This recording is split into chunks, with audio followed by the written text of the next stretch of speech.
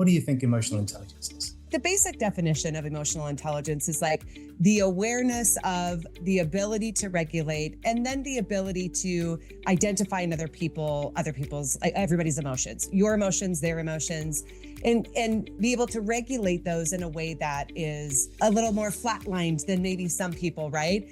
So what are the techniques or strategies underlying your ability to say, not right now? Is there a breathing technique? Is there something that you're using physically to trigger yourself? What other things might be going on? Your thoughts lead to your beliefs, the beliefs that you have, right? If you believe that Bob is like your dad because he behaved the same way, you're now going to treat Bob that same way. What gives you insight into your beliefs is your thoughts. So the moment you think like, oh, I want to wring that guy's neck, or I can't believe this guy cut me off, or George never comes up with good ideas, right? Like, why is he interrupting my day again coming into my office?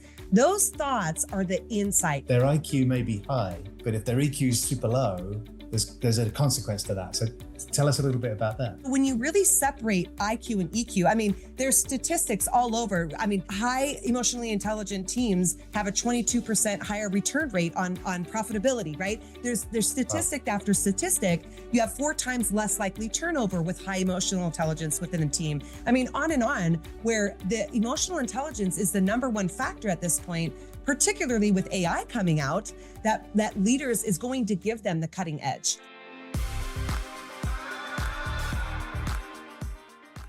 People think that having a to-do list that they can check off every single day is the marker for success. It couldn't be further from the truth. The actual success you're looking for is to live in alignment with who you really are. Today's guest is Brenda Lee. I'm super excited to talk to Brenda. She knows everything about leadership, especially creating teams, working with executives, but more importantly, understanding you and yourself. She has been doing emotional intelligence and leadership development over the last short period here, where she trains executives on communication, I'll get that out, and cohesive cultures. This is an exciting interview. Stick around.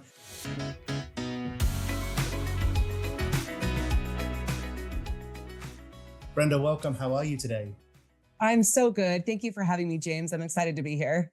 Awesome. Well, let's dive straight in. I want people to get the information fast. Sure. Let's start with maybe a topic that's misunderstood, which is emotional intelligence. Perhaps let's do a little definition of that, and then we'll just talk here fireside style. What do you think emotional intelligence is? The basic definition of emotional intelligence is like the awareness of the ability to regulate and then the ability to identify in everybody's emotions, your emotions, their emotions, and be able to regulate those in a way that is a little more flatlined than maybe some people, right? What it isn't, and I just want to be clear with that, is like I always throw these caveats where let's also talk about what it is and what it is not. It's not sitting around a fire crying, shedding your tears, like everybody has to do kumbaya. You know what I mean? Like people hear the term emotional intelligence and they're like, oh, I don't want to deal with my emotions. And they kind of backpedal a little bit. And the reality is that's not what it is. It's also not stuffing emotions. So often, so many people, particularly executives, when you're running at high speeds, when you're a high performer or an entrepreneur, right? I work with a lot of entrepreneurs. We have to operate at a different level. And oftentimes we can find ourselves stuffing emotions. But what happens when we do that? That's coming out when somebody cuts us off in traffic. And now we're that crazy psycho road rager. And all those emotions that we really didn't deal with and we didn't address are coming out at the most inopportune time. And sometimes the most embarrassing ways and embarrassing times too. I have tons of questions now. Yeah. So thank you. And I think anybody watching this is probably like, okay, yeah, I get that bit. Tell me more a little bit about that regulation piece, because one thing I experienced in my business, you've experienced it too, because you share with this information with me, is the dysregulation that goes on, and more about maybe reacting to life and things that happen around us, getting triggered by external stimulus. Tell us a little bit about what are some of the techniques, tools, strategies that somebody could be thinking on regulation? What would that look like? Well, it really boils down to like self-awareness first. That's key component #1.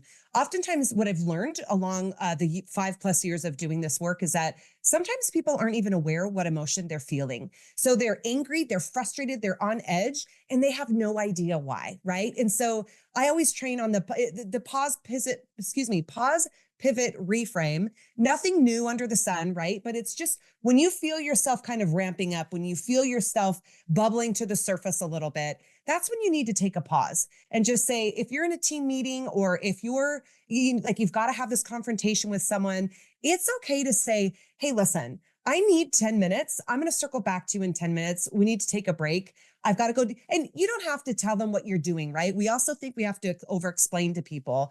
You don't have to do that either. You know, say, I need 10 minutes. Look, come back into my office 10 minutes from now. You gather yourself and you try to identify what are these emotions that are coming up and why. What happened just before I felt this way?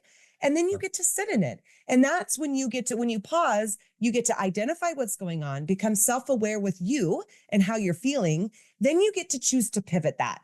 You can pivot that into, oh, this had nothing to do with Bob, who just walked in my office.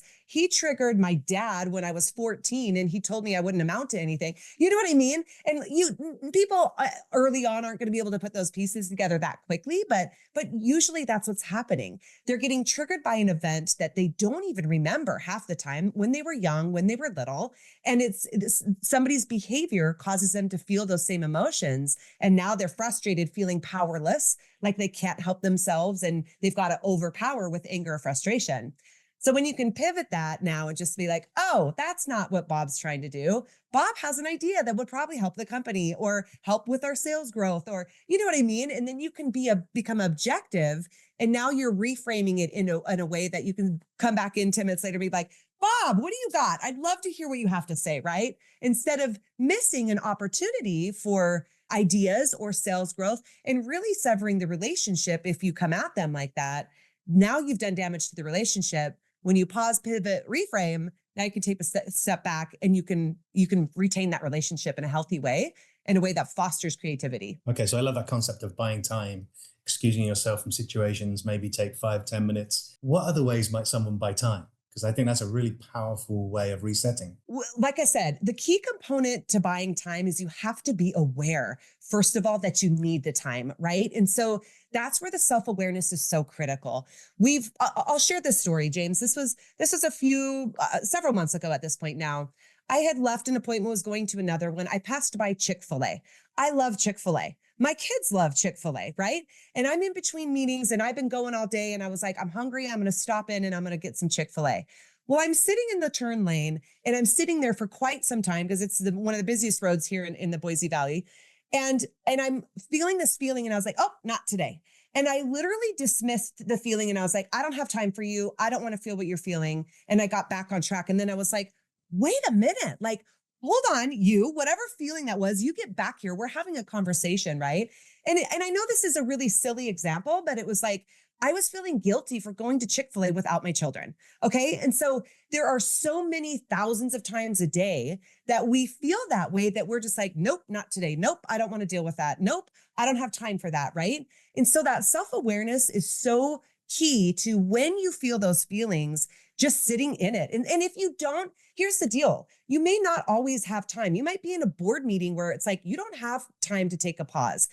Mm-hmm. Just the break check alone is enough to create a pattern interrupt in your brain to not respond the same way you have for the last 20 years when someone triggers you about your dad. And you can take that break check and that alone can be a pattern interrupt enough, oftentimes, to step you out of that pattern. So now, if I'm a viewer, I'm listening and I'm thinking, all right, well, that's okay for you, Brenda. You've done your Chick-fil-A thing and now we know you love Chick-fil-A. but yeah, what about no me? Affiliation. Yeah, so somebody may be asking, what about me?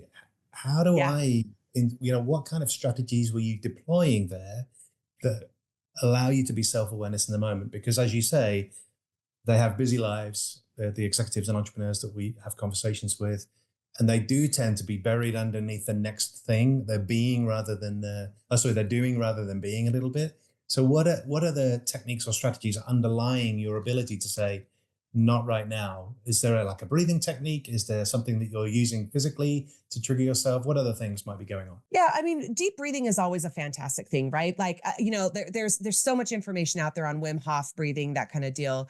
But honestly, in my opinion, your thoughts lead to your beliefs. the beliefs that you have, right? If you believe that Bob is like your dad because he behaved the same way, you're now going to treat Bob that same way. What gives you insight into your beliefs is your thoughts. So the moment you think like, oh, I want to wring that guy's neck, or I can't believe this guy cut me off, or George never comes up with good ideas, right? Like, why is he interrupting my day again coming into my office?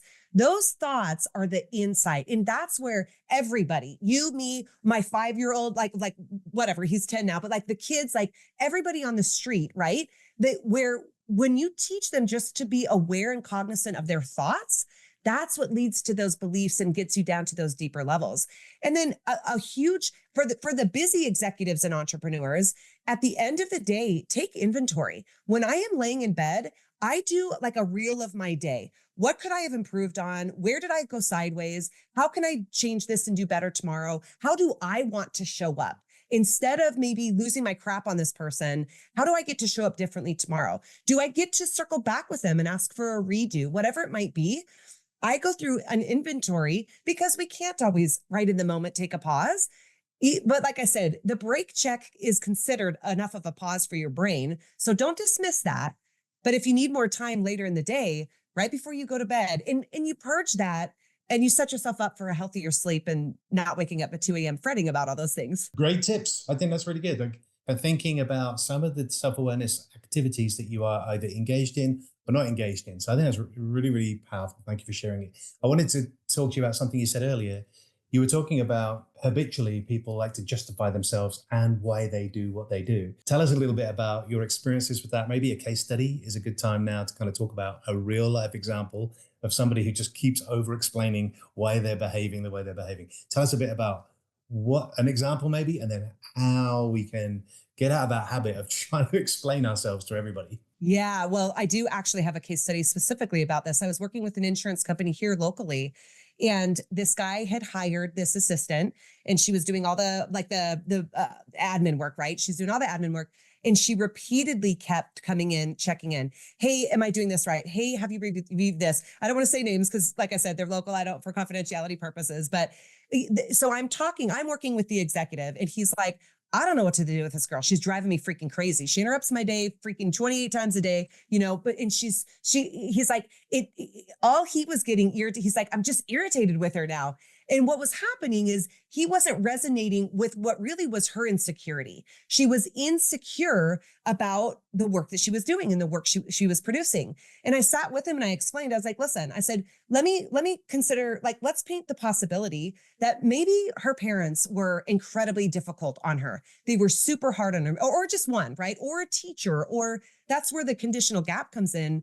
All this conditioning from other people was rearing its head in her face. And she's so insecure about what the work she's producing. She wants to double check. She wants to get affirmation from her boss that everything's okay. Instead of trusting her gut and saying, I know this is good. He'll tell me if it's wrong. He'll tell me if I need to change something, and submitting it with confidence, she comes cowering in, asking all the time with her tail between the legs. And so when I explained to him that this was a habitual behavior pattern that she's probably had since she was 2, 3, 4 years old, and that she's repeatedly done, when you turn to her and you say, hey, listen, well, Julie, we'll just call her Julie. Julie, I'm going to trust that you're going to produce good work. We have trained you. We've put you through the training program well. I give you permission to turn stuff into me without asking my permission or for my approval. If I have a problem with it, I'll come back and let you know, and I'll guide you. And so this is like softening the way that he's going to discipline her with if you will, because she's associating this with discipline. I might lose my job. I'm going to get in trouble. You're not going to be happy with me. That insecurity. And when he softens that and says, I'll let you know, and I will guide you into how we can improve your work. But until then, I would really appreciate you just turning it into me and going from there, right? Completely change their dynamic. And Awesome. the beauty of that is he was equipping her now with confidence that she had never had before. Yeah. And the likely outcome is she's not explaining herself over and over like she Yep. was previously. Yeah. And I think that's awesome. Good coaching for you on the leadership and the executive piece of that. But also she gets the benefit as an indirect Yes. participant in that. So that's really cool. Now, you mentioned But something there, which I'm going to tell the viewing public. Hey, go and Google Brenda Lee conditional gap, and you will find an article on the conditional gap. But that's a resource for you to take away. I'm going to ask you, Brenda, what's the conditional gap? You and I have talked about that, but I want you to explain Yeah. that to some of the people watching. Yeah. So the conditional gap is oftentimes people wake up, we'll call it a midlife crisis even, right? Or you get divorced from someone, or you lose your job, or you sell out a business that was highly successful. Now you don't know what to do. And you kind of come through these like pivotal moments in life where you kind of sit back and you're like, well, crap, now what? Like, who am I? What do I do? What do I want to do? And there's this struggle. There's a struggle that people have, even career changes, all those things. What's really happening and what people don't realize is I actually call it a midlife awakening, not midlife crisis, but we are conditioned through parental conditioning, social conditioning, school conditioning, and religious conditioning on the way that we are to behave. By the time we're 7, our subconscious, our neural pathways are locked and loaded based off of our environment and what everybody has taught us are the rules, right? These are the rules of life. Every religion has a different one. Every household has a different one. Every neighborhood community has different rules of engagement, right? And so we learn how to behave. What happens when we wake up one day and we've had one of these crossroads where we're like, crap, now what? What people are really realizing, what they don't understand, they're realizing that they are out of alignment with who they were actually created to be. They've lived so much of their life based on what everybody else told them they should be versus being in alignment with who they were created to be. And I don't care if you believe in God, universe, source, whatever. There is some innate, what's the word I'm looking for? Superiority. I don't even, whatever you want to call it. We are created with massive intelligence.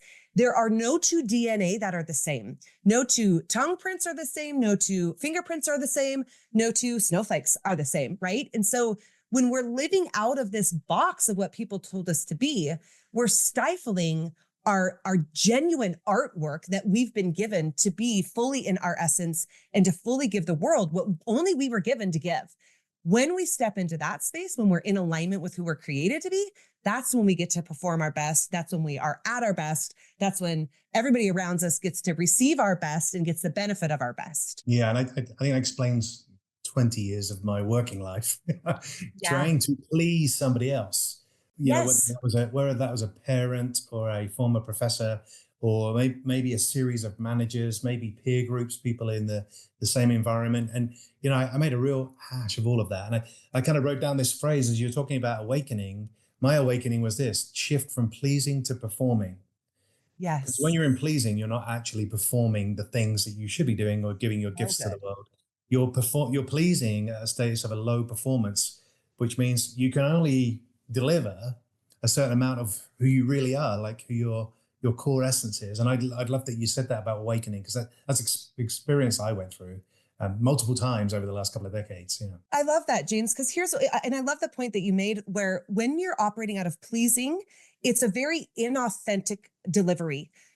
People are getting an inauthentic version of you. When we're operating out of who we're created to be, it's a real version. And I'll share this like with people where, we all know those people that they're kind of chameleons. They can mold and shift to whoever's in the room and they can do whatever. And those are the people that people don't trust, because it's like, I don't know you. I don't know who you are. You're untrustworthy to me. You can be this person here, that person there, and a completely different person over there. And that creates this space of untrustworthiness, right? When we're authentically ourselves, we are able to give our best performance, give our best authenticity, and give our best feedback in work for people. Yeah, that leads us to another question. Something we talked about prior to talking today was this topic of, a lot of people, including my younger self, would say, well, I'm incredibly emotionally intelligent. I don't need emotionally intelligence training. I don't need executive development. I don't need leadership development, because I can read a room.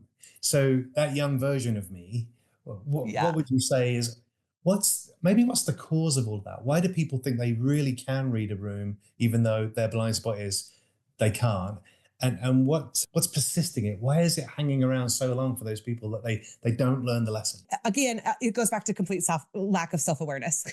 They're not self-aware, right? Like if they're thinking they're coming in, and here's what people have to realize: even if you can read the room, it's not necessarily what is happening in the room. You come in with your conditional gap. your life experiences. And that now becomes the lens with which you see the room. You and I can walk into the exact same room. We are going to see it radically different from like you're going to see it radically different from how I see it based off of the lens with which we look through. And like I said, that's the conditional gap coupled with our life experiences. So you can be reading a room thinking, oh, everybody loved it. And how many of you have been in meetings and walked out like this? And then another person can be like, I don't know what you're talking about. George was pissed. Susie didn't like it.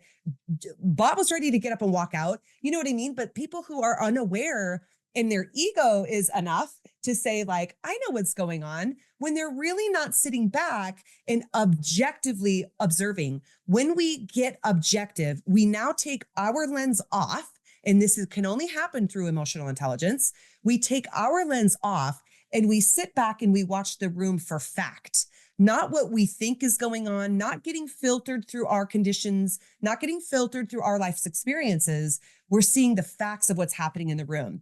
Do we notice that? So we know Susie didn't enjoy the presentation because she was sitting it back. She was tapping her fingers. She was restless. Like, you know what I mean? Whereas somebody could perceive that as being engaged if that's how their parents treated them and they received love that way. Do you see what I'm saying? It speaks a lot to what you said again about intelligence, that we're all blessed with this intelligence. And yet there's then this balance between how valuable our IQ is versus our EQ. Is that something that you talk about inside organizations or with leaders you work with? Oh yeah. They've got to understand that their IQ may be high, but if their EQ is super low, there's a consequence to that. So tell us a little bit about that. Yeah. I mean, like the basic, I mean, I could go 8 ways with this, but the bottom line is IQ is fixed. When you have your IQ is IQ, it can't change. It is what it is, right? EQ is trainable. It's teachable. And the reality with EQ is that you weren't taught in school. Your parents were likely your example. And I don't know about you, but no shame to them. They were doing the best that they knew, but they weren't a great example, right? And so we're all left to kind of flounder and try to pretend to figure this out. There's not been real training that's done for people, which is why I'm so passionate about it, because I really do believe this is the core issue of team dynamics, of communication, of conflict resolution, of productivity, of actually achieving your goals, of taking that risk that would have been good for you, but you're too afraid, so you don't, right? And so when you really separate IQ and EQ, I mean, there's statistics all over. I mean, high emotionally intelligent teams have a 22% higher return rate on profitability, right? There's statistic after statistic. You have 4 times less likely turnover with high emotional intelligence within a team. I mean, on, where the emotional intelligence is the number one factor at this point, particularly with AI coming out, that leaders is going to give them the cutting edge. And I'm not sure about the fixed IQ, but I think that IQ can be fluid, but it doesn't have the total fluidity that emotional intelligence can have. It's just a much wider range, much more oscillation going on in emotional intelligence, because people can have abstract thinking, they can develop reasoning because they're in and around people who don't see the world they do. I think there's a great learnings in that. Now, somebody's got to this point in the video, they're watching this and they're having a great time. I hope you are having a great time, but you don't know who Brenda is yet. So we're going to talk a little bit about why you? Why should people be listening to you now? What's your background? Maybe it's the life lessons that brought you to this place. And then where did you get the education to be able to talk about it? So, extemporaneously for one, but just kind of fluidly yourself. So tell us a little bit about that. The short version is I was married to my ex-husband for 14 years who had an addiction. And I didn't find out about the addiction until 3 years into the marriage. 7 years in, I was like, shit, like this guy's not going to shift. And I don't know what to do. Right. And so that began my quest and obsession, if you will, of human behavior, right? Why can some people have an addiction and drop it overnight and live a beautiful life, where other people can have an addiction and they literally turn their whole life over to it? And quite frankly, it ends up consuming them. As in, I mean, my ex-husband at 46 years old died of cancer. And I can't help but think a lot of that had to do with his unwillingness to let go of those things, right? So that became my full obsession, was trying to serve him and trying to help him get through this the best way I knew how.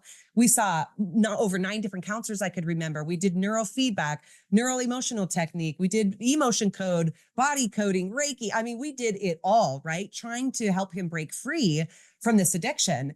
And as I studied and researched, I was researching more on his addiction than he was. it became it became to reveal things in me where it's like, oh, I've got these issues. Like we all have addictions. It may not be to drugs, alcohol, sex, porn, rock and roll, right? It might be working out too much. It might be people pleasing. It might be saying yes when you really mean no, right? Like there's all these little areas of addiction in why are we doing that? Why are we behaving that way? And you get into the whole, anyway, like we can get into the whole basic human needs and why people desire community so much and all those things. But it became like a research obsessed quest of mine. I have read more books, more podcasts than probably multiple PhD people, right? Because it's just like, this is the gap that's missing. And we really see this. That's partly my obsession with leaders, with executives and entrepreneurs is I want to impact the greatest impactors because when we get this right, we get to benefit everybody else around us. Well, let me say this. I feel that story, and I'm sorry for your loss because I don't think 46 is any age, especially when there's kids involved. Yep. So Bad thank you deal. for sharing. Bad deal. I can see that you have tools and strategies to manage that for yourself.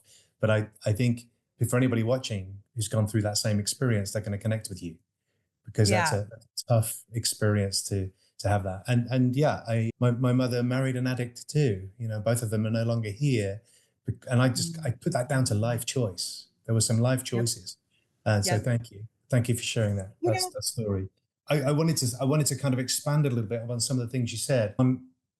Where were the two or three resources that you found were maybe the most enlightening through that process? So as you're working through this process of the addiction, but there were two or three resources where, okay, this is taking me exactly where I need to go. And then you went deeper and deeper. So was that a particular author, speaker, somebody who's done a yeah. lot of work on this topic?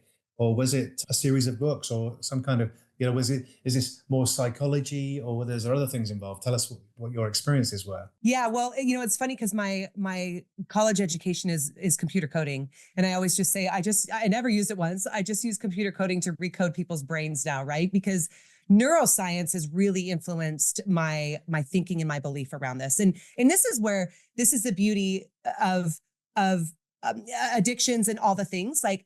It is a life choice if a person's willing. I say all the time, you can lead a horse to water, you can't make it drink. Someone has to desire to let it go. And then your brain, we have neuroplasticity. We can rewire our brain. And the most influential author and speaker and scientist that I know is Dr. Joe Dispenza, that has influenced the heck out of me. He actually wrote a book. I got handed it to me by somebody in the neurofeedback clinic that we were at. And it's titled Breaking the Habit of Being Yourself. And full transparency, James, I was like kind of off put. I was like, but I like who I am. Like, I don't want to change. Right. But the book's premise is like, we get addicted to emotions, which release a cascade of hormones in our body faster than we could shoot heroin up our arm. Right. And so when we're angry, that cortisol that it releases in our body so fast. And then what happens if we've lived a life of chaos? If you know those people who are like, you've got chaos around you all the time. Like we know those people. We all have those people in our life where we're like, everything with you is a circus. They're addicted to chaos and they don't even know it. Because then what happens is your body literally becomes so addicted to it like a drug, you will recreate circumstances in your life so that you get that hit of drug. And that, like I said, Dr. Joe Dispenza breaks that stuff down and the data down so well about meditation and how meditation is really a key component in us getting quiet, settling into who we are, understanding our subconscious, and having the ability to rewire that so we stop the addictions that we're addicted to. That may not be substances. Well, I'm wholly in agreement. The book is in this house. I definitely know Nice. that is a book. We have two bookcases. There's this one, which is primarily like sales, marketing, personal development, psychology stuff. And then outside, we kind of have a health area, and that bookcase, Nice. and that's where Joe Dispenza's book resides. And a word of warning to the people who are going to go out and get that book, because we'll flash it up on screen and people can go and find it. But it's a heavy read, so you're going to need some It's a time. heavy read. It's a Yep. heavy read. So That's not one you pick up and yeah, carve time and carve time to take a look at it. But I love that, and so that's a really powerful way for you to kind of rethink and reimagine your life as well. So, what do you think have been the biggest changes that you've experienced post that experience? of Joe Dispenza or like with my No, you. ex-husband. What did you notice about your development, your growth? What I'm inquiring about is how that can now play forward to the leadership teams, the executives you work with, the teams that you put together, the cohesion you can bring to a Yeah. conversation, the speaking. What did you notice about where you were? And I'm not going to ask the timeline, but there's been a shift, right? So tell us a Oh little bit yeah. about what are the big things that have changed for you? The most massive shift and change is getting out of victim mentality, James. So many people don't realize it. And I actually do an Wow. exercise with my teams on being a victim or not, right? Where we don't realize how much we communicate to ourselves, communicate to other people, and identify with being a victim. And it's in our language, it's in how we walk, it's in how we talk, it's in how we think about events that have happened. And knowing, learning through meditation that we get to create our life. We get to create the lens with which we look through. Let's put it that way. We get to decide the lens that we look through. We can look through a victim lens or we can look through an empowered lens. And we literally have that choice. If you choose to no longer be addicted to the chaos, to the anger, to the frustration, right? You've got to choose to want to be happy. You've got to choose to want to be a joy. You've got to choose to be a patient leader when that pours into your teammates and all the things. And you're choosing something different. It's a much deeper pause, pivot, reframe exercise, right? When you're making these fundamental shifts in your behavior and your personality, we have a choice. And when we can believe in that version of us and step into that, just putting a page in a book, one page at a time, may not feel like much each time you make that shift, but pretty soon you've got a book and your life is a different story. Yeah, I'll give you some credence or credibility here because what I noticed about you, and we've spent less than a few hours together in each other's company, is that you have reverence and honor for the difficulties of life, the challenges of life, the struggles of life, but you still choose not to hang around there. And you shared with us the story about Chick-fil-A is that that's presenting a challenge for you because for you, your kids are probably everything. So having the conversation about I went to Chick-fil-A is Yep. awkward, right? So then it's like, well, yeah, now's not the time for me to do all that in the line, but I do want to make sure that I do honor those difficulties of life. And I think the people who play victim do two other things, and you probably know about this more than I do, is that if they're not playing victim, they jump into that drama triangle and they'll blame everybody else for Yep.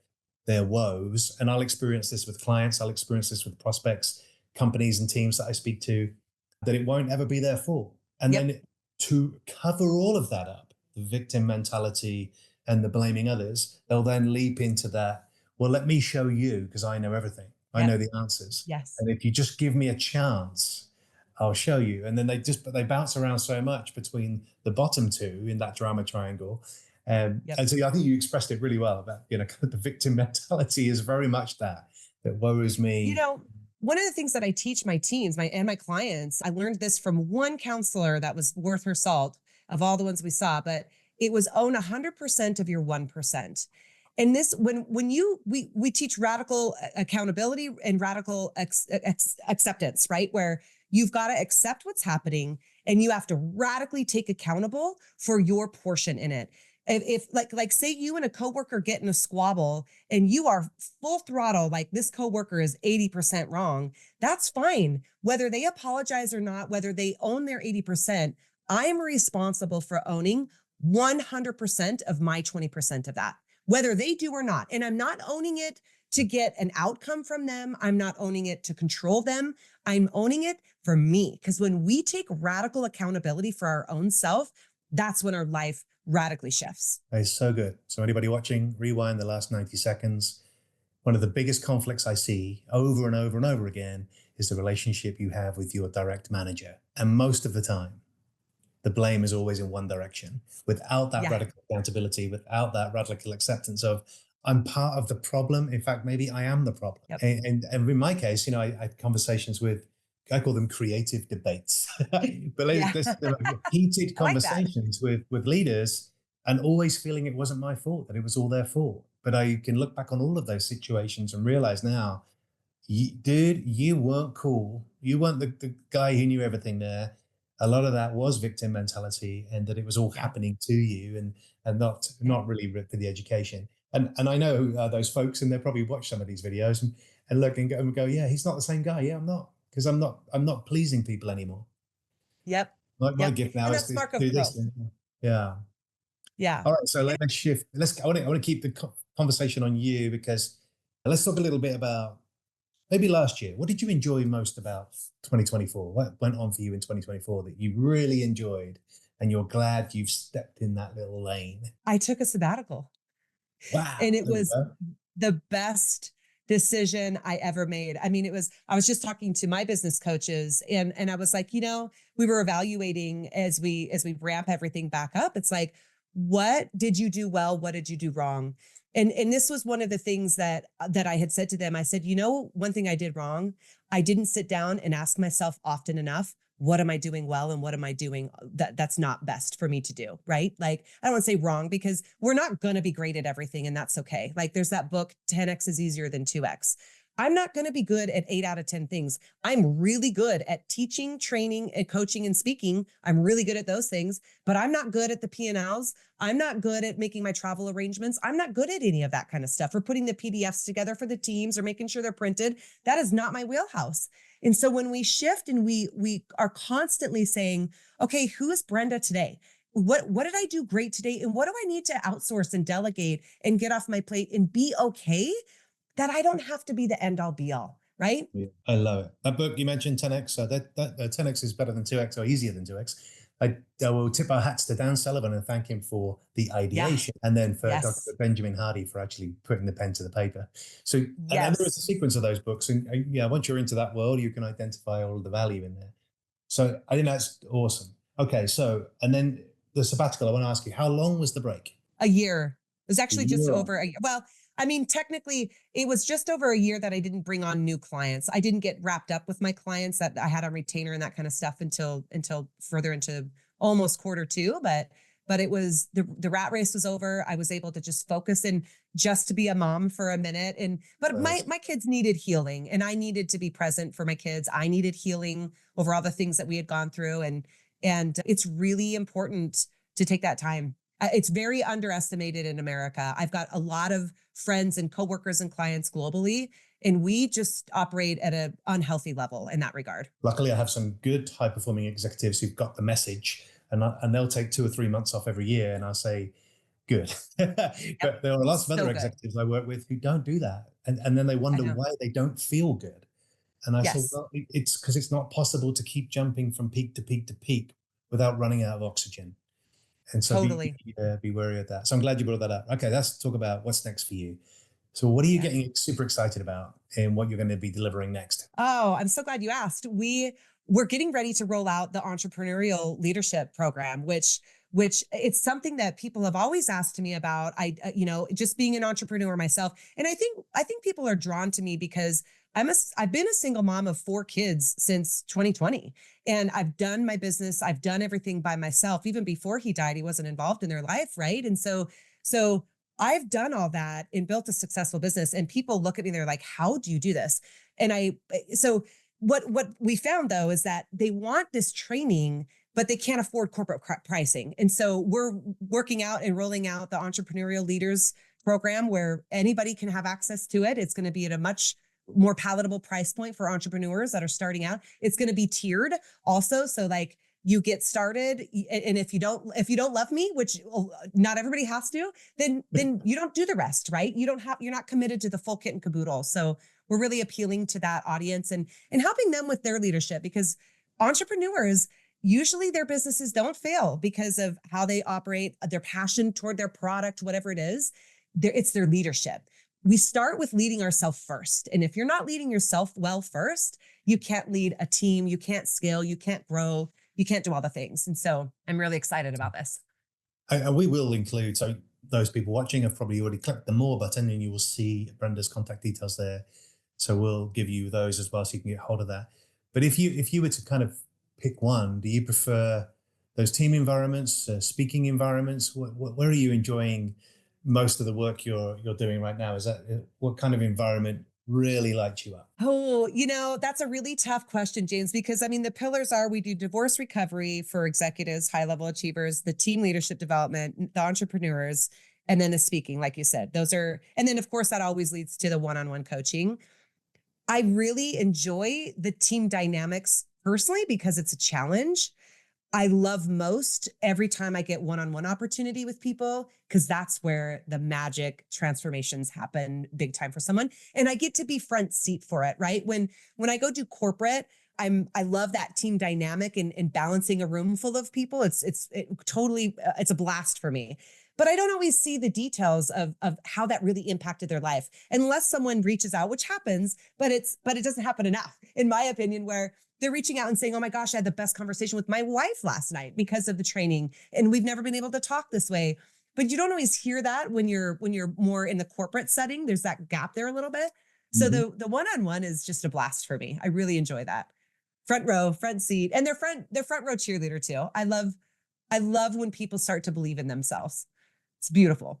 I'm going to create a scenario. So as you mentioned about teams, let's say we've got an executive who has maybe 5 direct reports. Indirectly, they've got another 20, 30 reports, but there are another 100 or 400 people responsible for the delivery. What would be some of the advisory points for those to be? So as we think about the theme of this conversation, what would be some of the advisory points that we want people to take away today for an executive in that position? Lead by example. Always, people are watching you way more than they're listening or following your instructions.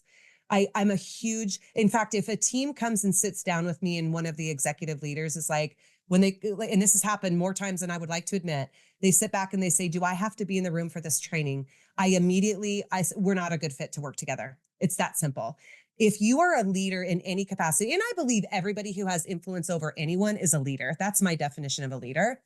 When you're a leader, it is not okay to talk one side out of your mouth and not actually lead by example. And I gain that credibility with my clients. I share much more of my personal story, obviously, with all my other clients. So they know all the challenge that I've gone through. I mean, you saw one tiny piece of the pie. And when I share that with them, and then I position myself and I say, everything that I'm asking you to do in the next 2 days, over the next 10 months, however long we work together, is nothing I haven't done and achieved myself. I would never ask you to do something that I as a leader haven't done. When you lead that way, it cultivates such an environment of trust, safety, and vulnerability.